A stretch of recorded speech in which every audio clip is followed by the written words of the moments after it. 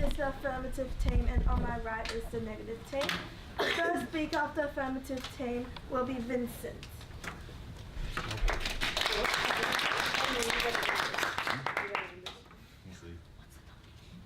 Should Chinese be a core subject of the Australian high school curriculum? Adjudicator, chairman, fellow debaters, and members of the audience. Today, the affirmative team will seek to justify the merits of a second language for Australian students and why Chinese is indeed a suitable second language. We define core subject of the Australian high school curriculum to be coursework which is mandatory in schools, requiring qualified instructors and lesson time similar to that spent on English, mathematics, and science. In the case where such qualified instructors are not available, such as in rural areas, we propose the use of online tutoring as a substitute. We specify that for the purposes of this discussion, Chinese refers only to Mandarin using the simplified writing system. In support of the notion that the Chinese language should be a core subject of Australian high schools, I, the first speaker of the affirmative team, will talk about the necessity of knowing Chinese for communication with people in Australia and around the world. The second speaker will expand the practical benefits of fluent communication with China for communication and for commercial and government projects, as well as the exchange of culture, which only knowledge of the language can bring. 897 million people speak Chinese as their first language, according to the 2017 edition of Ethnologue. For comparison, there are only 371 million first language English speakers, less than half the number. Indeed, there is a huge population of Chinese speakers worldwide, and an equally huge opportunity missed by those who cannot communicate with them. To a greater extent than any other language, knowledge of Chinese allows new friendships to be formed and projects to be completed. The sheer quantity of conversations carried out in Mandarin makes it worthwhile to learn the language, whether for business or for travel. What about at home in Australia? Consistent with our image as a multicultural nation, immigration to Australia has continued steadily over the past few years. The number of residents who reported China as their country of birth grew by around 30% from 2011 to 2016, according to the Australian Bureau of Statistics. Many of these immigrants are expected to have limited knowledge of English. Even though foreigners in Australia should learn English to communicate rather than the other way around, is it not also our duty to help them achieve this? Is it not our duty to reach out to those who are lost in a new country? By taking the first step to communicate with non-native individuals through a common language, they will feel welcome and are thereby far more likely to reciprocate the effort to learn an unfamiliar language. Imagine you are a 13-year-old Australian boy who arrived in China only a few weeks ago to attend high school, and you don't know a single phrase of Chinese. It's your first day at your new school, and you stand nervously at the front gate, afraid to enter because you don't understand what anyone else is saying. Suddenly, another student comes to you and says, "Hello, how are you?" in English. Even though their English is not very good, you instantly feel welcome and at home. Such is the power of knowing a foreign language. And for the sake of communication with the greatest number of people abroad and at home, Chinese should be a core subject of the Australian high school curriculum.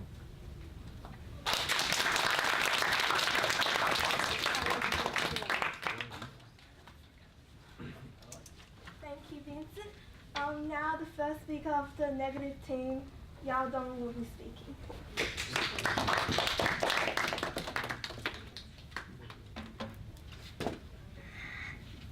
Alright, we as the negative team firmly believe that Chinese, as in Mandarin, should not be a core subject in the high school curriculum. I, as the first speaker, will be talking about how students as a whole have a free choice to choose whatever language they want to learn themselves. My second point will be about how implementing Chinese as a core subject will more than likely alienate other ethnic cultural backgrounds and create a sense of unfairness. My second speaker will be talking along the lines of a political implication of such an implementation of this core subject, and as well as the difficulties that the Chinese language will pose to the learners themselves.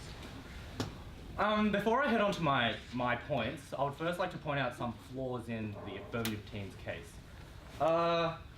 Under the more social kind of theme, they brought up the idea that that Chinese should become an assumed skill to help migrants coming over and to help us with like business ventures or whatnot. Well, the thing is, they've already mentioned that there are plenty of Chinese people already in Australia, right? So if migrants are coming over, they can easily find themselves a large group of people who are speaking the same language.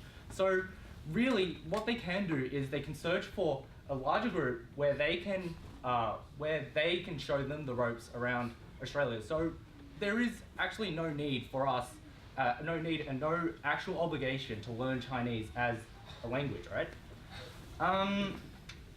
Furthermore, they also, brought up the point about multiculturalism, and as I will further explain in my second point,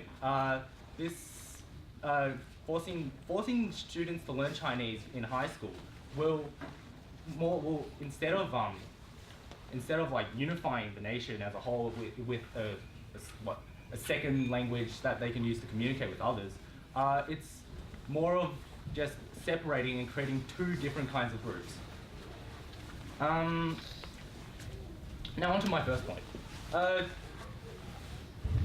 Australia as a whole has this underlying idea of democracy. Democracy for freedom of speech and choice to make anything you want, as long as it's within the law.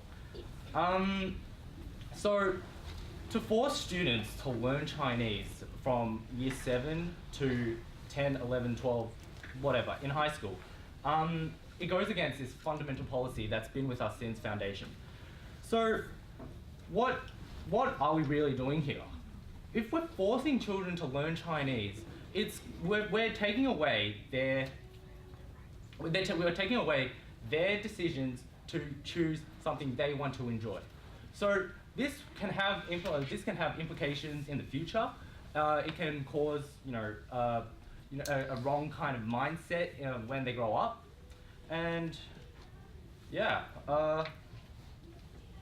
so along those lines, there'll also be there's no doubt, since Australia is a multicultural country, as the affirmative team have stated, that there may be other students with ethnic backgrounds. They have their own language to learn. So why increase their burden? Why should we do this? Why? All right. Now, on to my second point. This is the main thing that I was going to talk about in the rebuttal. Forcing children to learn Chinese in high school, it alienates many other cultural backgrounds. It creates a sense of unfairness where we're making them choose a language that they don't want to learn over their own one. So this goes against the very idea of multiculturalism itself. Multiculturalism, our whole nation. It has different kinds of backgrounds from all over the world. So in a sense, what we'll be doing with implementing Chinese as a core subject, it'll more than likely, perhaps with the implementation of this, it will end up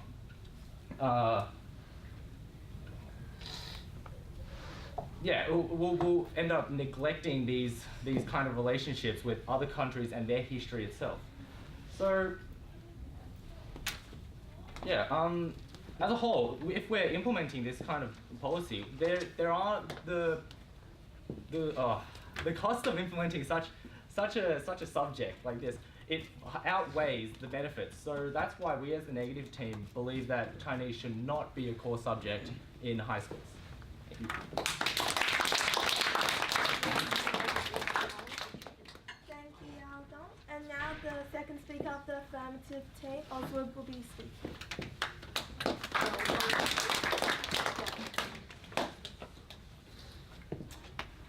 Good morning, ladies, gentlemen, audience, negative team, and adjudicators. Today's topic is should Chinese be a core subject of the Australian high school curriculum? And I'd like to begin by rebutting some of the obvious flaws in the opposition team's arguments. So firstly, the first speaker of the negative team touched on how students should have a free choice of language. How students from non-Chinese backgrounds are alienated because they're forced to learn Chinese. However, I'd like to point out that these students don't have to give up their native language to learn Chinese. They don't have to give up their native culture, heritage, history. Rather, they will have this extra weapon at their disposal by knowing 2 or 3 languages in this case, since they will be able to speak English, Chinese, and their native language. And this will be very beneficial to them in their future prospects in communicating with others, and it will be a standout point when they go job hunting, which I will touch on later. I also like to talk about how the first speaker suggested that Chinese immigrants could just come here and find a large group of Chinese people to bond with. However, ultimately, our goal as Australia is for immigrants to assimilate into our country. However, the suggestion that you have made will actually create 2 separate groups, where the Chinese speakers will stay with the Chinese speakers, and the Australian speakers will stay with, the English speakers will stay with the English speakers. In this case, this creates the alienation and segregation, which I believe we are both trying to avoid. So now moving on to my substantive. Today I'd like to touch on 2 main points. First, the importance of Chinese in future society, as well as the deep history and culture that we can learn in addition to learning Chinese. So on the first point, China is currently a growing superpower. Politically, economically, and in terms of their military, they are growing stronger year by year. More and more businesses are seeking to expand into China. And with its status as a growing economy, this really has so much potential for growth. It only makes sense to learn Chinese to help with our job search, to be a useful skill in the future.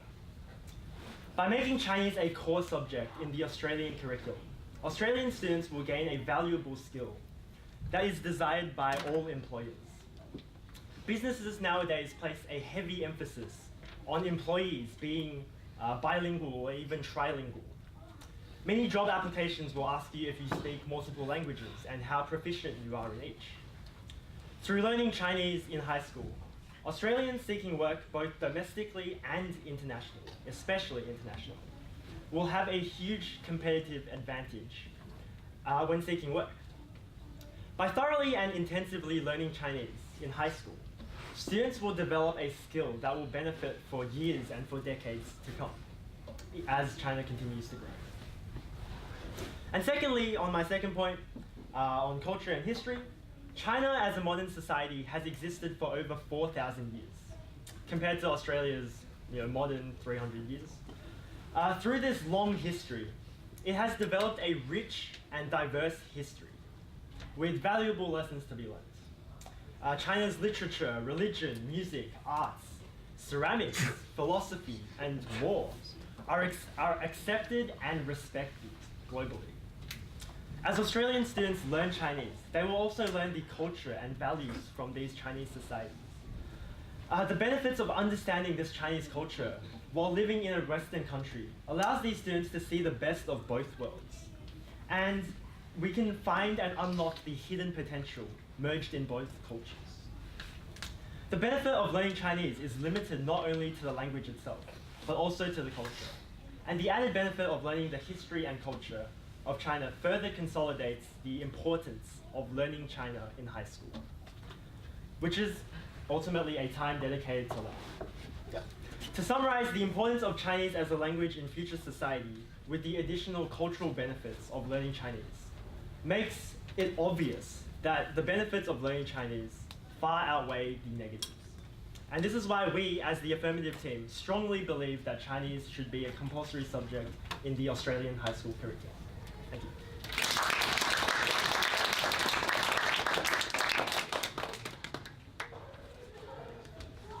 A well-spoken speech, Jonathan. And now I'd like to introduce the second speaker of the negative team, Joseph.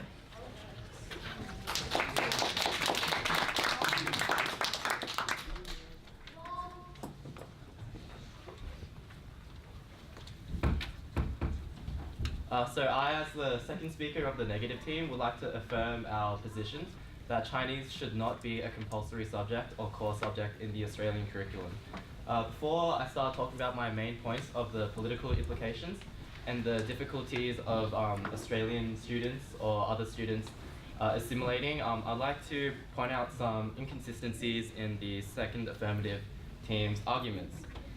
So indeed, there is no doubt that within the international political sphere, China is growing in their influence in terms of military, economic, and culture.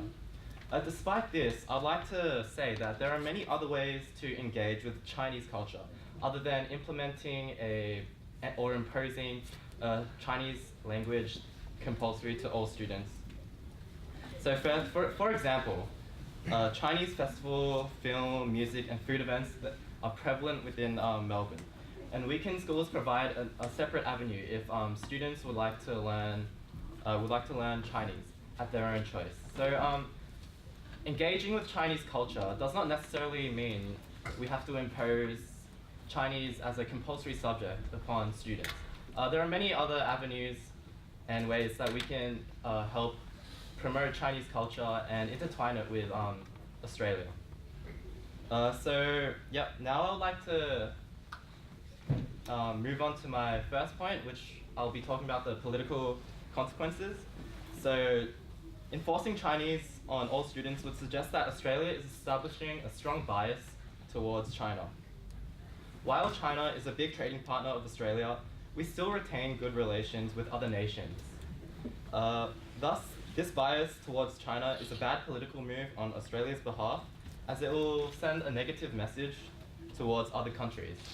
We have trading relations with many different countries like Japan, India, US. So in terms of the political sphere right now, there is the current issue I'm sure you all have heard of, the South China Sea conflict, which involves China and other areas against China in the Asian Pacific region. So by siding with China, not only will we establish a bias towards China, we will also be sending a very, our political stance will be hindered by this, and our relations with other Asian countries such as the Philippines, Vietnam, might even be deterred. So really, this is a really bad political move on behalf of Australia and emphasizes a strong bias towards China when we can be learning other languages. So I'd like to just say that Australia's reputation within the political climate will be hindered if we make Chinese language a core subject. Secondly, there is the issue of making Chinese the Chinese subject compulsory for all students. Chinese is the polar opposite of English, and second language students will no doubt struggle to pick it up. Not only this, Chinese language ability is highly disproportionate between kids. So there's already a fundamental difference between kids with a Chinese background and without a Chinese background. Indeed, this is a huge advantage for second language students. This can often lead to a lack of confidence, which will not only affect them in Chinese, but it might even affect their entire schooling life. And obviously, I'm pretty confident in saying that if you're not confident with Chinese, your other subjects just might even potentially be brought down. This is evident and represented in statistics that suggest 94% of non-native students drop the language by year 10.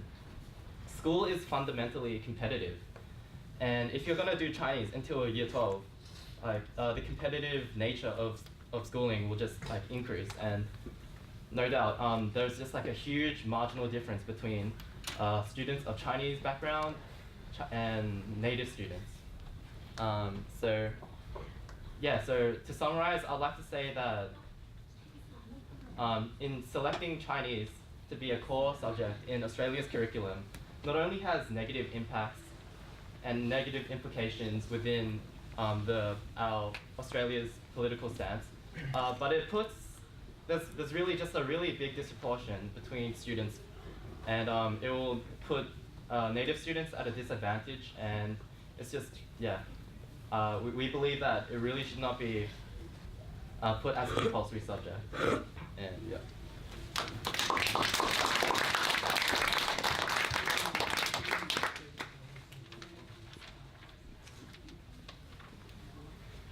A great speech from Joseph. Now I'd like to introduce Henry, the third speaker of the affirmative team.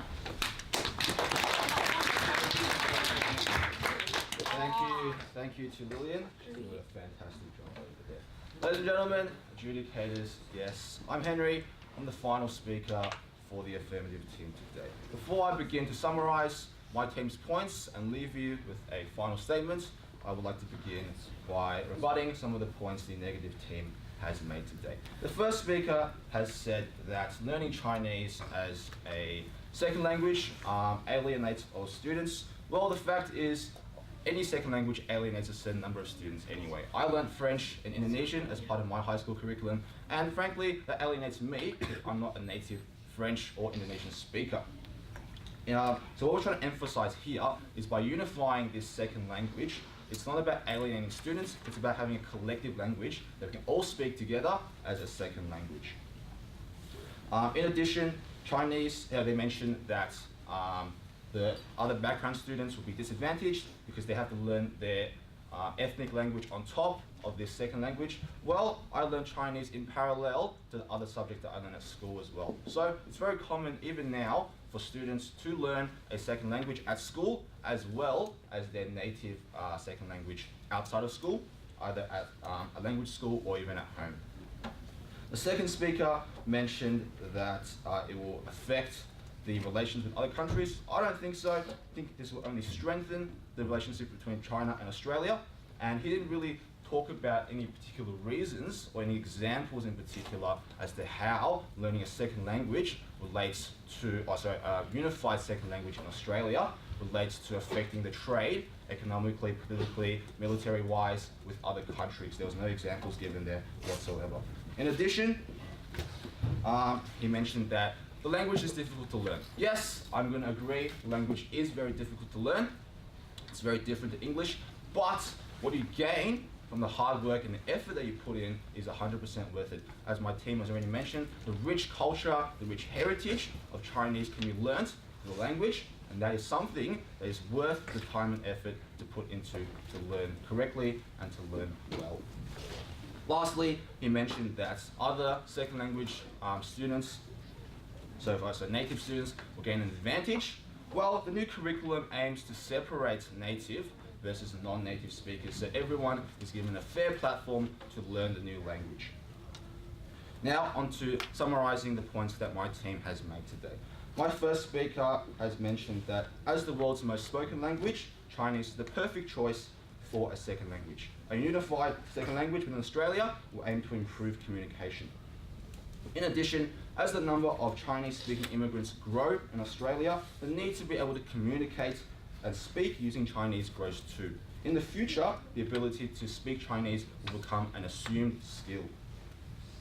My second speaker mentioned as China's politics, economy, and military might grow, more and more of the world's business will center around China in the future.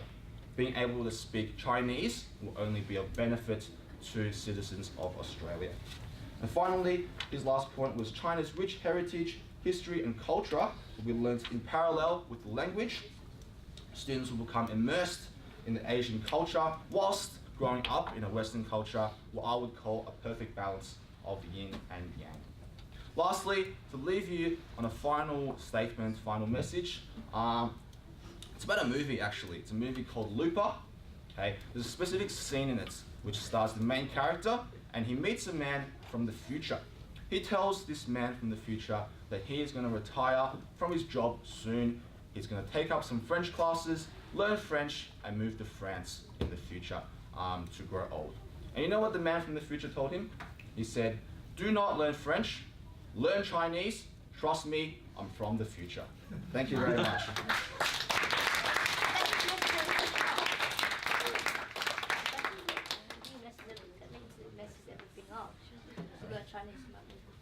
A very impressive speech, Henry.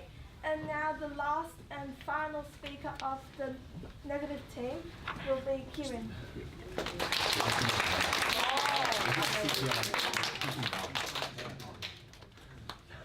I'd like to start with a quick survey. Hands up if you speak Chinese. No, I'm not saying that I do. Okay, now, hands up if you speak any of the indigenous Australian languages. And you, could you please tell me what country we're in? Australia. And you, can you please tell me who the native owners of this land are? Yeah.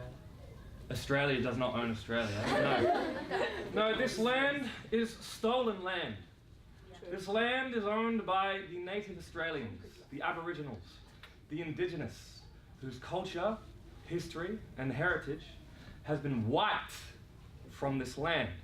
This might sound like I'm bringing in a new argument, but it's not. The affirmative team has spoken a lot about we need to know Chinese heritage, history, culture, language, and yet we are not even taught properly about what happened when this country was colonized.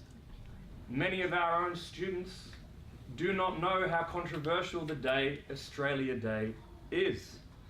Before we start to talk about Chinese or Mandarin or Cantonese or any of the other 57 dialects of Chinese language being taught as a compulsory subject, I think we need to recognize their own value in this culture and heritage from the native owners of this land. To begin with, I would like to start rebutting some of the flaws in the affirmative case. The definition of this topic has been a little bit vague. They defined core subject as mandatory coursework, and yet they did not tell us specifically what year levels, whether it would be 7 to 10, or if it would be included in VCE. And they said that for regional areas, we can just implement online tutoring. My question is, where is the funding for all of this going to come from? Online tutoring does not administrate itself. It needs algorithms and it needs staff, which comes from government funding, whether it be state or federal or local level. But that government funding doesn't just come from a magical government money tree. It comes from taxes that we all pay. So in order to make this a mandatory subject in all year levels and all schools, are we going to have to hike up any taxes? There was also the point made that there's 897 million speaking Chinese versus 371 speaking English. Okay? Now, we're not here to argue about the popularity of the language. What we are saying is implementing something as compulsory is unfair and it is against liberty, as we have already stated. In history, any time a government or country has implemented something as compulsory, it has not ended well. In socialist Russia, implementation of language and what could or couldn't be said led to death and murder. In Nazi Germany, implementation of what could and couldn't be said led to death and murder. China, I'm sorry to say, if we're not aware, is a communist state. This thread of equality is what communists sneakily use to try and promote a system of inequality. Who watches the Watchmen, the phrase goes. All right? There was also talk of it will open up business or travel opportunities. No mention of the regional or rural areas or trades. This is a very communist, classist presumption that all people in their employment will be able to travel overseas. Plumbers, all right? Electricians, so on and so forth. They don't need to know Chinese, all right? All they need to know is how to carry out their duties. We're also told that we want to avoid alienation and discrimination. But implementing a compulsory language would actually promote alienation and discrimination. The third speaker is actually pro-alienation. There was this weird childhood bullying tit for tat. When I was a kid, I had to learn French. It's not fair, so you've got to learn Chinese now. Tit for tat, bullying, discrimination, promoting alienation. What about other immigrants? What about the Irish who are struggling with English? What about Spanish who are struggling with English? What about Africans whose own dialects are dying out and are struggling with English? You're now going to make a poor Swahili child learn English and Chinese? How is that fair?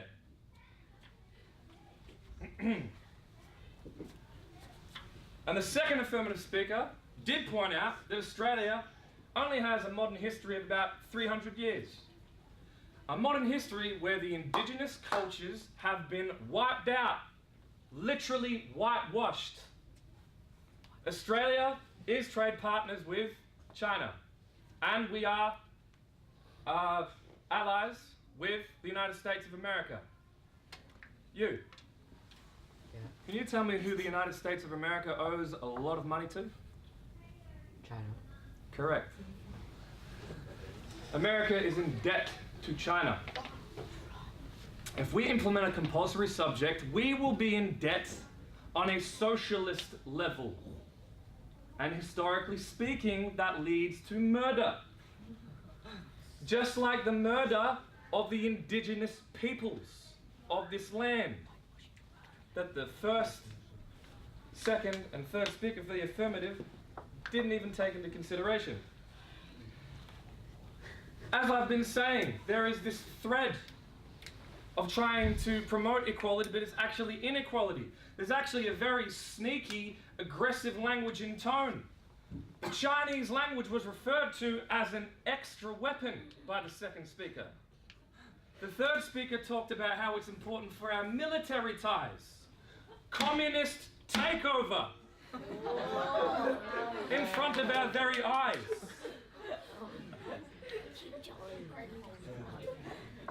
The third speaker said there's no yin without the yang, white and black. The white in Australia has been slowly taking over the black. There will be no yang anymore. They even finished by quoting Looper, a fictional film. Irrelevant. You can tell me the Chinese word for irrelevant later, boys. I would now like to summarize. We've already spoken, because spoken's a word, talking's not a word. We've already spoken. See, I need to brush up on my English, let alone leave Chinese alone. We've spoken about free choice, about liberty, about how this would actually promote alienation and unfairness, about how it will have political ties, all right? Political implementations, as I've also demonstrated in my rebuttals. And we all have heard today about how difficult Chinese can be. So I'd like to finish with this last thought.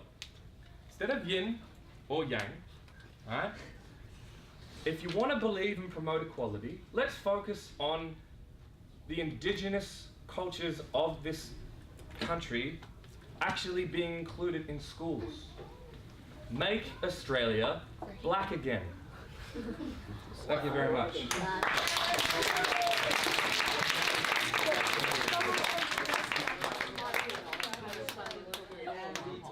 A fantastic speech from Kieran. That will conclude this debate today. I would like to thank all the debaters for their strong and engaging speeches. Now I hand over to Henry. Thank you. I hope you enjoyed that debate. I certainly didn't, especially the last bit. I was getting roasted there, had a target on my back. But thank you to everyone, all the tutors and teachers who volunteered today to give up their time, especially this early in the morning to come in and debate. Thank you very much to both of them. We'll give the adjudicators a few more time. Just a couple of minutes, yeah. Yeah, a couple of minutes, just to make a final decision for both the student one and the teacher one. They'll come back with a couple of comments and we'll wrap things up for today. In the meantime, have a talk amongst yourselves, have a chat. I think next time we should go the same thing. You've copped it a few times, Dad. You've copped it a few times.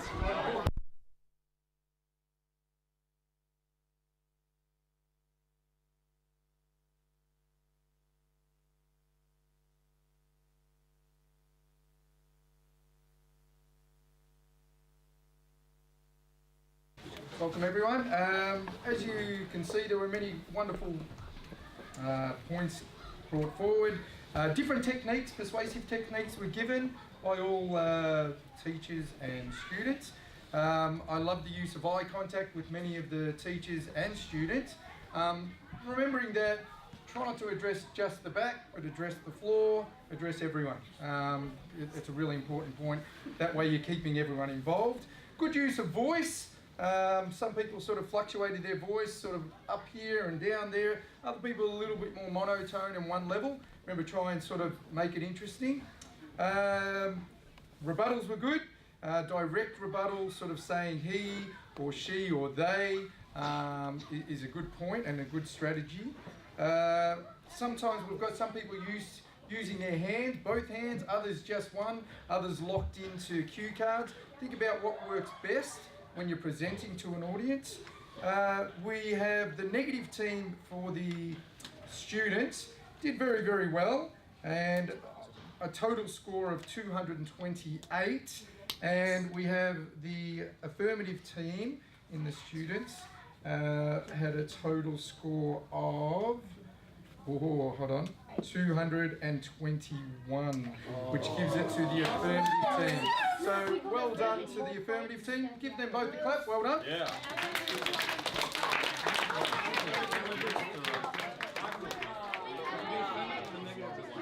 Wait.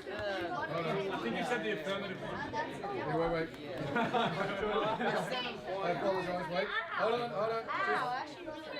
Because we have 6 sets, wait. Okay, hold on. Just, there could be a bit of a hiccup there. Wait. This is the teachers. This is where we need. We got 228 and they got 221. Because they went into the negatives. And this is... That's also the teachers. Teachers. No, that's Pretty sure the affirmative one. And... Organisation on point. Negative. Oh my God. What did I say? Oh, you said negative scored 228 and affirmative scored 221, and then you said the affirmative one, so I think I you said the negative one. apologise. I'm very sorry. So the negative scored 228 and the affirmative scored 221, and therefore the negative one with 228. Correct? Yes. So did I say that wrong? You again? just said affirmative instead. I apologise. But the points was fine. Points are fine. Yeah. So go on the points, not the words. Okay. All good. Well done, Thanks, guys. ladies and gentlemen. Well done, guys. We would. So we're going to have to rush through this because we don't have a lot of time. We would like 3 bits of feedback from you. The best moments in the debate that you saw with the tutors. Teachers. Yes, over here. Oh, when Kieran starts shouting at everyone. Something else that we saw which was really strong, a really good device, even in the content, what they talked about. Yes. Sorry, just one at a time, nice loud voice. The argument of the Indigenous being wiped out. Okay, great. One more, please. Yes. Call to action. Excellent. We have gone through, we won't give you feedback because of the time, but we did give the debate to the affirmative team. So give the a round of applause.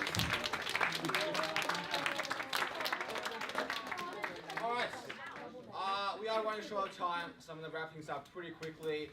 Finally, I just want to say a big thank you to our 2 adjudicators today for giving up their time to adjudicate for us. They've done a fantastic job as always. So please put your hands together and give a large thank you to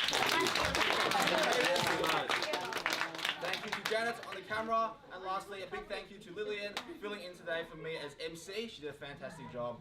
Thank you to everyone. Thank you to everyone who came, all the debaters. Thanks to Henry, who coordinated for the whole argument. Yeah. Thank you everyone. Off to your classes now. Thanks for joining us today. See you later.